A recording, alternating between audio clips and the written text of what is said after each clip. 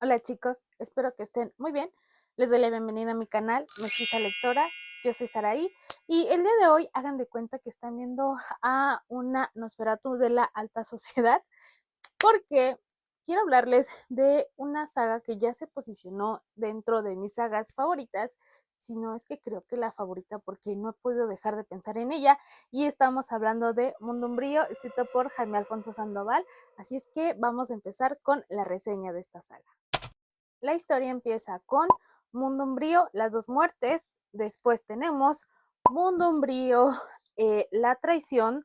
El tercer tomo se llama Mundo Umbrío, la venganza, y ya no me caben los libros en las manos. El cuarto tomo es Mundo Umbrío, la guerra de guerras. Déjenlo, pongo aquí. En esta saga, Jaime Alfonso Sandoval nos barajea la posibilidad de que el ser humano pues haya evolucionado en diferentes ramificaciones, que de hecho pues sí es una teoría científica de la evolución, y justamente él nos dice que hubo una especie que empezó a vivir bajo la tierra, por lo tanto son pues muy susceptibles a la luz, obviamente pues no están acostumbrados a la luz solar. Y bueno, todos estos seres vivos, que no están 100% vivos, pues viven justamente en la parte interna de la Tierra. Se nos cuenta que aquí existen como 4 niveles de la Tierra, donde primero tenemos a los elementales, que son como seres pues justamente de los 4 elementos. Después tenemos a los umbros, que son pues criaturas un poquito más incivilizadas, por decirlo de alguna manera. En el tercer lugar tenemos a los umbríos, que justamente pues ya han desarrollado toda una civilización. Hay familias, aquí hay como nidos, que es como se les llama, digamos, como a los municipios, no sé de qué otra manera explicarlo, y pues toda una civilización que ha ido creciendo con el tiempo, con tecnología o con alquimia. Entonces pues ellos han ido creciendo y evolucionando a su manera, y pues ya justamente en el cuarto nivel tenemos el mundo de los humanos, que ahí abajo se les conoce como el mundo de los tibios, porque obviamente pues nosotros sí tenemos sangre corriendo por nuestras venas, somos de sangre caliente y por eso nos dicen pues tibios. Entonces, pues vamos a conocer desde el primer tomo a Lina, que es justamente nuestra protagonista. Y por mucho que pareciera, pues Lina no es ninguna Nosferatu. Aquí en este mundo a los seres umbríos no les gusta que les llamen vampiros. Para ellos el decirles vampiros es como una ofensa, es como si les dijéramos rata chupasangre. Entonces, pues no nos vamos a dirigir así por respeto a ellos en este video. Lina viene de una familia consanguínea, su mamá es humana y su papá pues él sí es un Nosferatu. Un día pues Lina se entera que todo esto existe. Ella desconocía completamente de esto hasta que cumplió 13 años y empezó a tener sueños raros y muy vívidos. Además de eso, empezó a sentirse acechada por algunos entes que no solamente la acechan a ella, sino pues básicamente a toda su familia y al mundo que ella conoce. Por algunas cuestiones de la vida, ella tiene que viajar al mundo umbrío por sí sola y descubrir todo este mundo del que su papá pues nunca le habló porque siempre la quiso tener como alejada. En este libro pues Lina se va a enfocar básicamente a conocer todo lo que constituye el mundo umbrío y todo el pasado de su papá, que es Benvolio Posafría, que pues él nunca le habló de nada de esto. Va a conocer pues de dónde viene ella, va a conocer a su familia, que es un clan gigante, que es un clan con muchísima historia, y que el clan pues tiene ahí algunas cuestiones pendientes con Benvolio que le va a tocar a Lina de alguna manera pues conocer y tratar de resolver. En este primer tomo vamos a descubrir que existe una figura que se llama Luna Negra, que pues ella, como en todos los mundos de fantasía, y bueno, no tan de fantasía, tiene la idea de que los umbríos son mucho mejores que los seres vivos y que aquí hay otras castas. Por ejemplo, tenemos a los sombríos, que son hijos de umbríos, pero que tienen una condición pues de tibio, no tienen el gen umbrío. Y obviamente también pues a las personas que no vienen de sangre 100% umbrías, de alguna manera pues se les discrimina, y sobre todo pues a los tibios, que no tenemos ningún parentesco con nadie del mundo umbrío. Y aquí pues obviamente estamos hablando de ciertas ideas pues raciales, fascistas, que van a hacer que el mundo umbrío se empiece a tambalear. En el primer tomo nos vamos a enfocar a que cuando Lina llega al mundo umbrío, descubre que hay una enfermedad que está azotando a este mundo subterráneo, que es la marea fétida, en donde existen como que bichos que de repente pues atacan a estos seres que no están vivos y básicamente se los comen.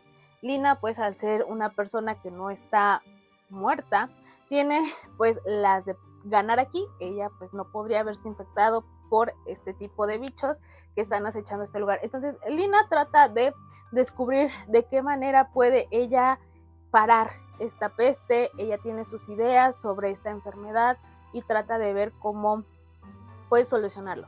Junto con ella obviamente vamos a conocer a pues algunos personajes de los que yo me quedé enamorada. El primero es el interés amoroso, que es Gismundos el Triste, que es un chico justamente que nació con la condición de sombrío. Aquí hay algo que me gusta mucho, y es que cuando Gismundos conoce a Linda, él la ve como la mujer más hermosa del mundo, y es que los Nosferatus tienen otros cánones de bellezas diferentes a los que tenemos aquí arriba. Para ellos, el que una mujer sea bella es que tenga la nariz muy puntiaguda, las orejas, que tenga ojeras, que se vea como, pues básicamente a Lina la describen como una gárgola, y para ellos es la más hermosa de todo el mundo umbrío. Entonces Gismundo se enamora de esta manera, o bueno, se interesa de esta manera en Lina, cuando pues Lina siempre ha vivido en el mundo de los tibios y ella siempre ha sido rechazada por su aspecto, porque la consideran pues fea, porque obviamente no cumple con los cánones de belleza que se utilizan en el mundo de los tibios. Sin embargo, pues cuando Lina conoce a Gismundos, Gis tiene esta condición, como les digo, de sombrío, y él tiene unos genes preciosos para Lina. Para él Gis es lo más hermoso, y de hecho cuando Gis llega a tener como sus visitas al mundo tibio, deja a todas las personas embobadas por su belleza, porque es un chico muy muy guapo. Entonces aquí vamos a ver cómo ellos se enamoran teniendo diferentes cánones y se complementan de una manera muy bonita. Yo quedé fascinada con esta parejita, me gustó mucho. Gismundos es uno de mis personajes favoritos, junto con la abuela, que se llama Imogen. En este libro, si hay algo que me gusta, es que Jaime Alfonso resaltó mucho las figuras de poder femeninas, que siento que si bien en la literatura siempre hay mujeres de poder, siempre son jóvenes, y en este caso Imogen es una señora pues grande, es la abuela, es la matriarca de todo el clan Posafría. Entonces ella ya es una mujer pues bastante mayor, obviamente, más que nada porque pues es una Nosferatu, estamos hablando que ha vivido milenios, y de verdad siento que es una mujer muy inteligente, con mucha entereza, que de verdad yo cada que la leía le guardaba un respeto. Yo quedé fascinada con este personaje. Y el último personaje que entró a mi top es Osric, que es un primo menor de Lina. Es un chico pues que ha también sufrido bastante bullying en el mundo umbrío. Él es un umbrío 100%, pero créanme que en general todos los personajes se llevan un pedacito de mi corazón. Sus tíos, el abuelo, que bueno, es el bisabuelo, que casi solamente es una cabeza por ahí flotante, la tía, que en el primer libro es una desgraciada y casi trata de matar a Nina, que es la tía Sangre, como les digo, Motipoc, que son sus tíos, son siameses, pero solamente hubo un personaje que yo sí odié, que yo cada que escribía la reseña de un libro hasta abajo ponía de odio, y esa es Vania, porque de verdad es una persona insufrible, y si ustedes se animan a leer esta saga comprenderán por qué. Es lo único que puedo decir. No quiero revelarles el por qué la odié. Ustedes lo verán por su cuenta si leen los libros. Pero en general es una historia de verdad bien cimentada. O sea, son 4 tomos muy extensos, pero porque Jaime Alfonso trata de darle de verdad mucha historia a este libro.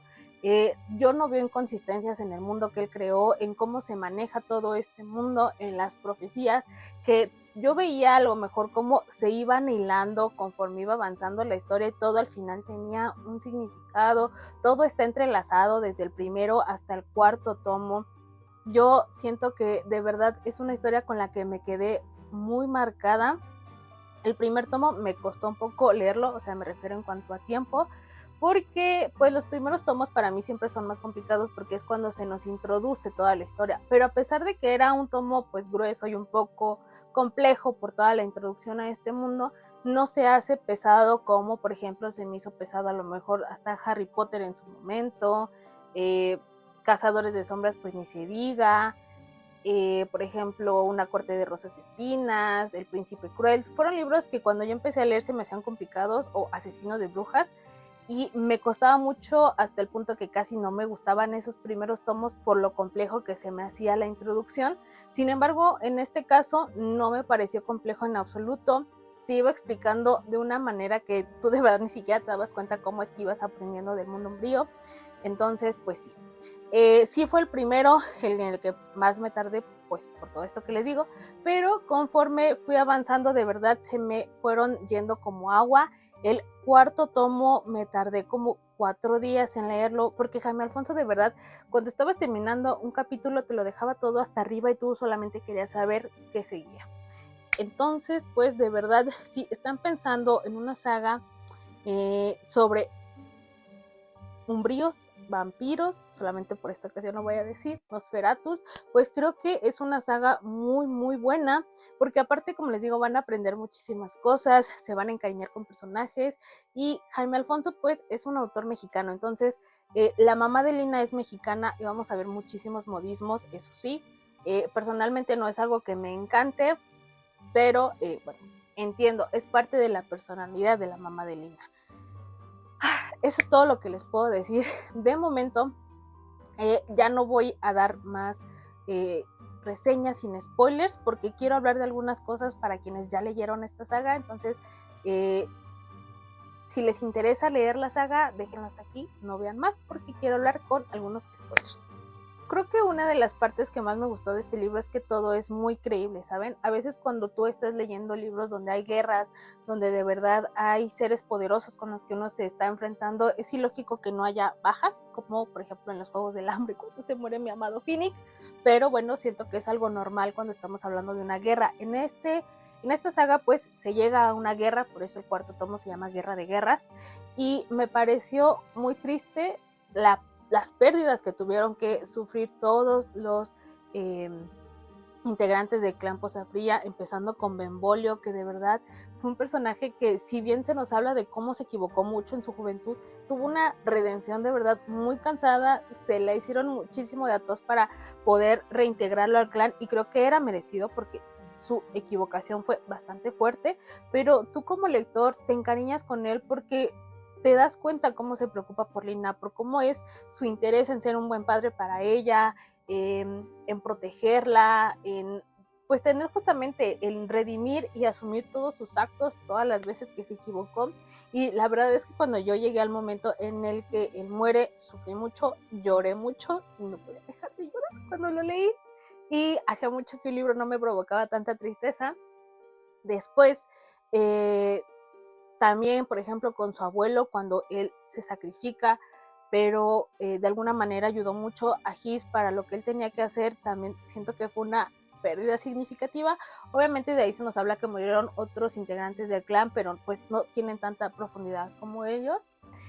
Y qué otra cosa, quiero hablar de Vania, que como ya les dije, para mí siento que fue la villana de villanas, y es que de verdad era una maldita, o sea, yo siento que Luna Negra, ella siempre se presentó como una persona mala, como un ente malvado, entonces cuando ella hacía cosas malas como hacer que su hijo matara a Benvolio, pues era algo que esperabas del personaje. De Vania también, porque como lector tú te das cuenta que es una maldita, pero me desesperaba mucho como ella, siento que en realidad a veces ella sí creía que no era tan mala persona como en realidad era, como es que ella en serio se compraba sus mentiras. Entonces me frustraba mucho leerla, me caía muy mal, y creo que al final lo que más me dio coraje fue que no me dejaran terminarla de odiar al final cuando Jaime Alfonso le da una redención.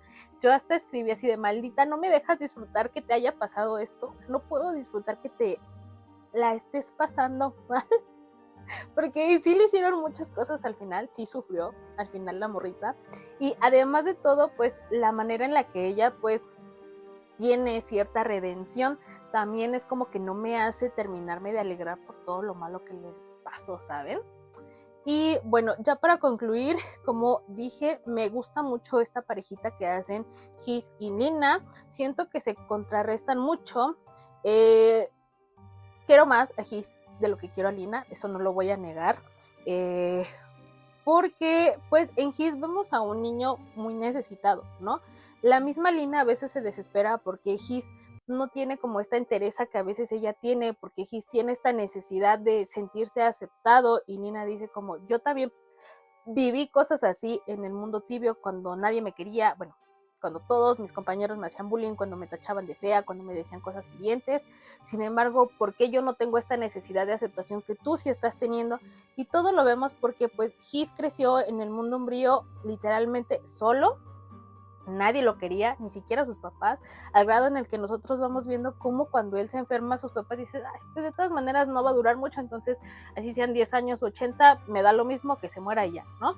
Pero Lina siempre creció con sus papás, que aunque ella pues por los demás era considerado muy fea, sus papás siempre la quisieron, o sea, la fueron ayudando a cimentar pues una autoestima que la acompañó hasta el final, que la hizo de alguna manera pues ser quien ella es.